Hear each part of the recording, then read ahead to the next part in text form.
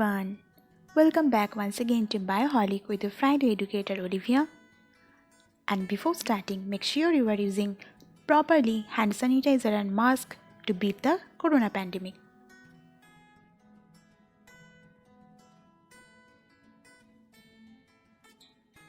After the endoplasmic reticulum, today we will learn about a similar type of cell organelle, that is the Golgi bodies.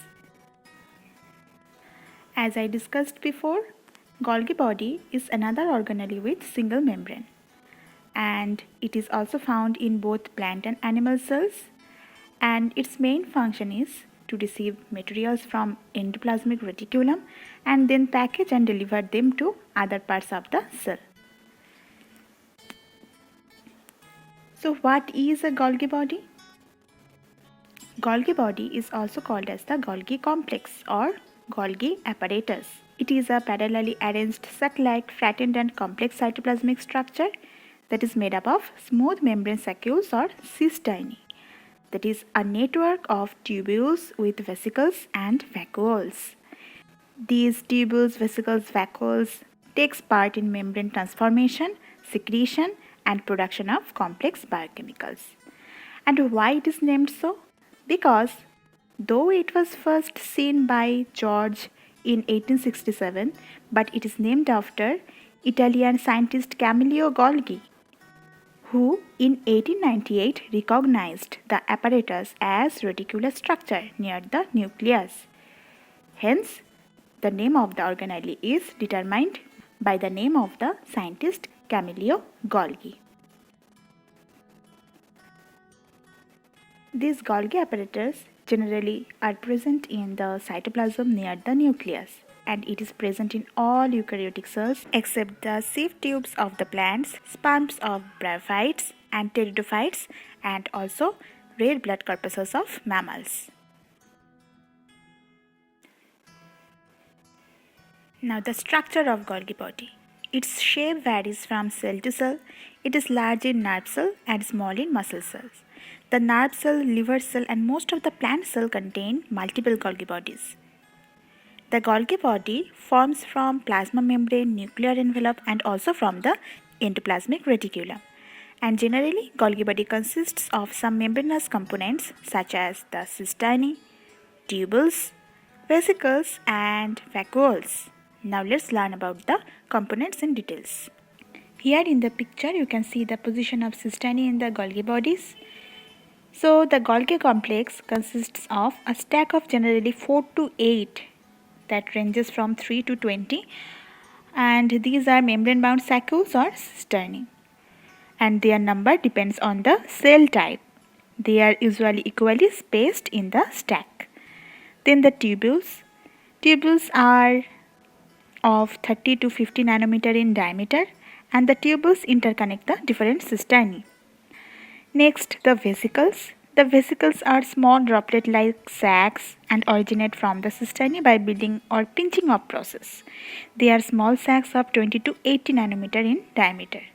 In the picture you can see the secretory vesicles and newly forming vesicles, and there are also incoming transport vesicles that are coming from the endoplasmic reticulum mainly.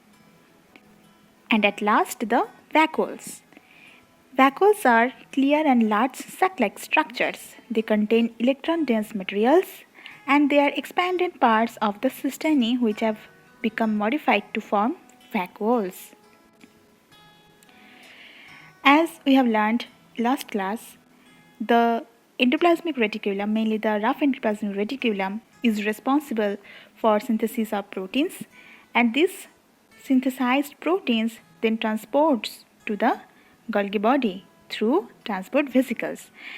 And in the Golgi body, these proteins are processed, and later the vesicles of Golgi body, mainly the secretory vesicles, transports those and releases or secretes outside of the cell. Okay. So the main function of Golgi body is to packaging and secretion of the proteins. It receives proteins from the endoplasmic reticulum, as I said, and it packages it into membrane-bound vesicles, which are then transported to various destinations such as lysosome, plasma membrane, or secretion.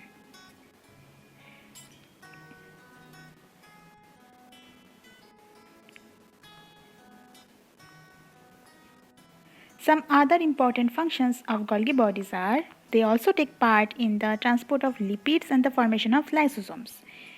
The smooth endoplasmic reticulum lacks of ribosomes, but they can synthesize lipids, and these lipids can be transported to the Golgi body through the vesicles, and from here the lipids can be transported to outer part of the cell, and also this lipids helps in the formation of lysosome.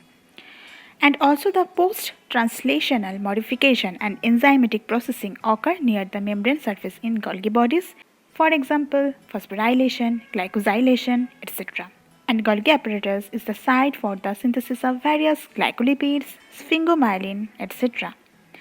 Complex polysaccharides of the cell wall are also synthesized in the Golgi apparatus in plant cells. And Golgi body plays an important role to form the cell wall at the end of the mitosis cell division. They also help to form new plasma membrane. They form primary lysosomes, as I said before, and the Golgi body also takes part in the formation of acrosome of the sperm, which is a very important function of it. And it is also responsible for the neurosecretion.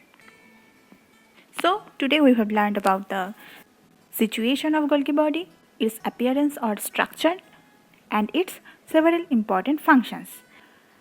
And while learning about the functions of Golgi bodies, we went through about the lysosomes.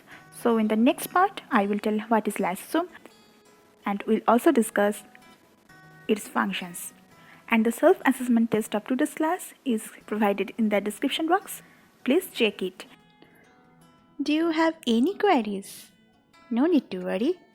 You can write those in the comment below, or you can directly ask us through the mail ID that is provided in the description box. So thanks for watching. Share this video with your friends and don't forget to subscribe our channel Bioholic. See you soon. Bye bye.